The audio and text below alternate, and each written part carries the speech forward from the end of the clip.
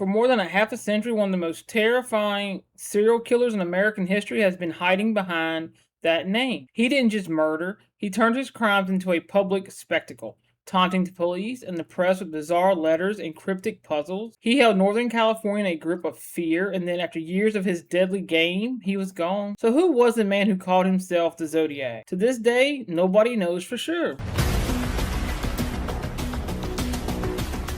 It all started in the quiet, dark lover's lane of the San Francisco Bay Area. On December 20th, 1968, high school students David Faraday and Betty Lou Jensen were shot and killed on a remote road. It was a brutal crime with no obvious motive, and the police had nothing to go on. And then 7 months later, the killer struck again in a park in Vallejo. Darlene Farron and Michael Magoo were ambushed in their car. Darlene died, but Michael miraculously survived. Just an hour after the attack, Vallejo police department got a chilling phone call. A man's claim, monotone voice, took credit for both attacks. The cat and the mouse game had officially begun. On August 1st, 1969, the killer finally gave himself a name.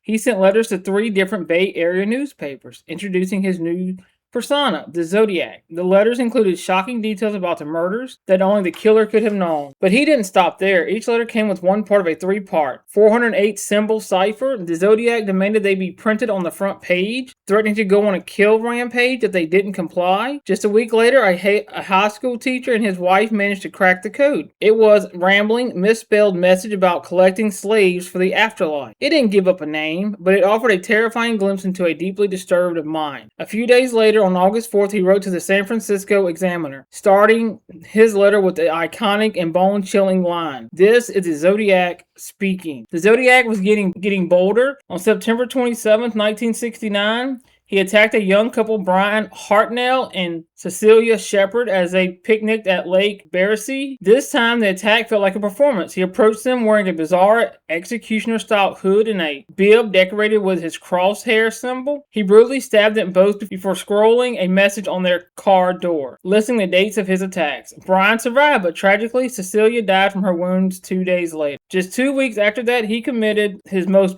brazen crime yet, right in the heart of San Francisco. He hailed a cab driven by Paul Stein, had him to drive to the wealthy Presidio Heights neighborhood, and then shot him in the head. To prove he was the one responsible, he mailed a piece of Stein's blood-soaked shirt to the San Francisco Chronicle. He was no longer just attacking isolated couples. He was now killing in a dense urban environment. The Zodiac's taunting letters and complex ciphers ignited one of the largest manhunts in American history. Thousands of suspects were investigated, but the killer always seemed to be one step ahead. A ghost who couldn't be caught. The frustration was immense as he continued to mail his arrogant letters and challenging cryptograms. One of his codes, the Z340 cipher, stumped experts for 51 years. It wasn't until December 2020 that an international team of amateur code breakers finally cracked it. The message was just another taunt, claiming he wasn't afraid of the gas chamber because it would send him to paradise all the sooner. 2 of his ciphers remain unsolved to this day. Over the decades, many men have been considered potential suspects, but only one was ever